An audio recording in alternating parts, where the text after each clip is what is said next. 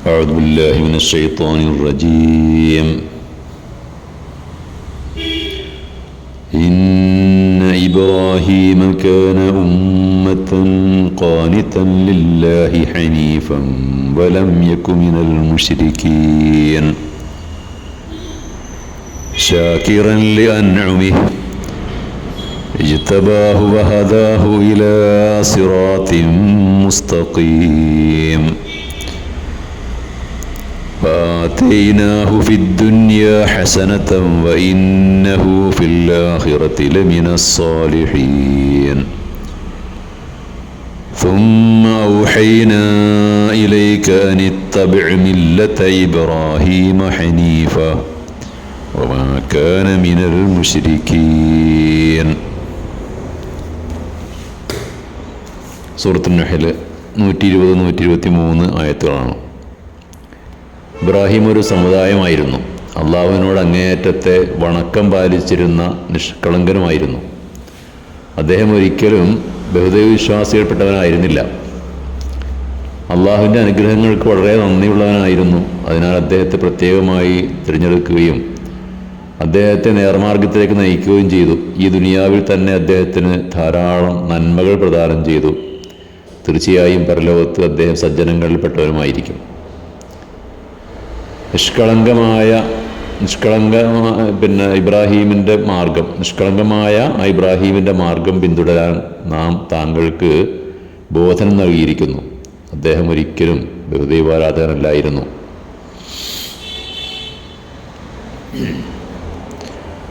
ജൂതന്മാരും ക്രിസ്ത്യാനികളും അറബികളും ഒരേപോലെ ആദരിക്കുകയും തങ്ങളുടെ കുലപതിയാണെന്ന് അംഗീകരിക്കുകയും ചെയ്യുന്ന ഒരു മഹാ വ്യക്തിത്വമായിരുന്നു ഇബ്രാഹിം.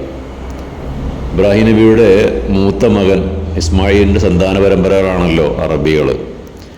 അദ്ദേഹത്തിൻ്റെ ഇളയ മകനായ ഇസ്ഹാക്കിൻ്റെ സന്താന പരമ്പരകളാണ് ജൂത ക്രിസ്തീയ വിഭാഗങ്ങളൊക്കെ.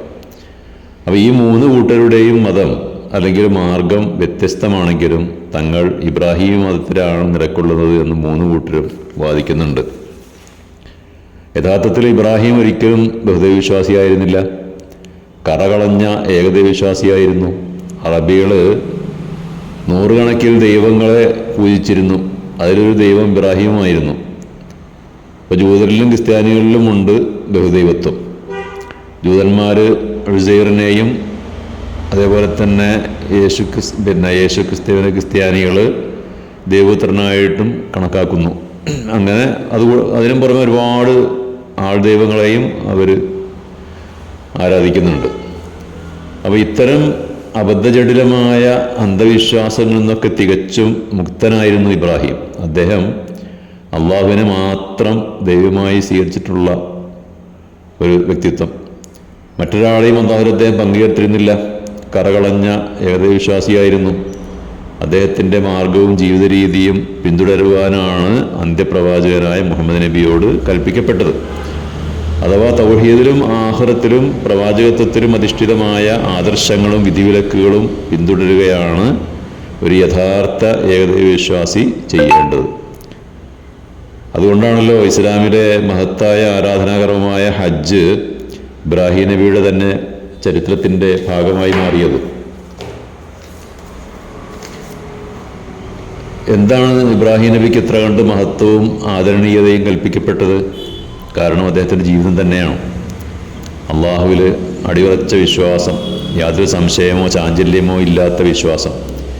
ബഹുദൈവവിശ്വാസി ആയ സ്വന്തം പിതാവുമായിട്ടും ദൈവത്തിൻ്റെ പ്രതിപുരുഷനാണ് താനെന്ന് വാദിച്ച രാജാവായ നമ്രൂദുമായും അദ്ദേഹം നടത്തിയ സംവാദങ്ങൾ, തൗഹീദിൻ്റെ അഥവാ ഏകദൈവത്വത്തിൻ്റെ സംസ്ഥാപനത്തിന് വേണ്ടി നാടുകൾ തോറും സഞ്ചരിച്ച് പ്രബോധന പ്രവർത്തനങ്ങൾക്ക് വേണ്ടി ഒഴിഞ്ഞുവെക്കപ്പെട്ട അദ്ദേഹത്തിൻ്റെ ജീവിതം,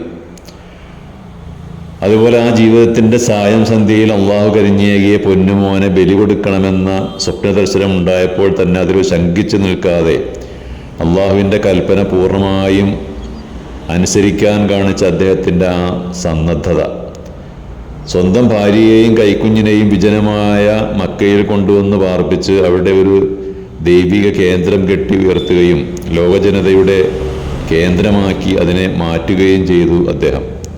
ഇങ്ങനെ എണ്ണിയാറൊടുങ്ങാത്ത സൽക്കർമ്മങ്ങളിലും പ്രബോധന പ്രവർത്തനങ്ങളിലും നിരതനായിരുന്ന അദ്ദേഹം. അപ്പം അതാണ് അദ്ദേഹത്തിന് സമുദായം എന്ന് അള്ളാഹു വിളിക്കാനുണ്ടായ കാരണവും. കാരണം ഒരു സമുദായത്തിന് പോലും ചെയ്യാൻ കഴിയാത്തത്ര മഹത്തായ സേവനങ്ങളാണ് മനുഷ്യ സമൂഹത്തിന് വേണ്ടി അദ്ദേഹം നിർവഹിച്ചത് എന്നർത്ഥം. വാഹൃദഅ്വാനാ അനിൽ ഹംദുലില്ലാഹി റബ്ബിൽ ആലമീൻ.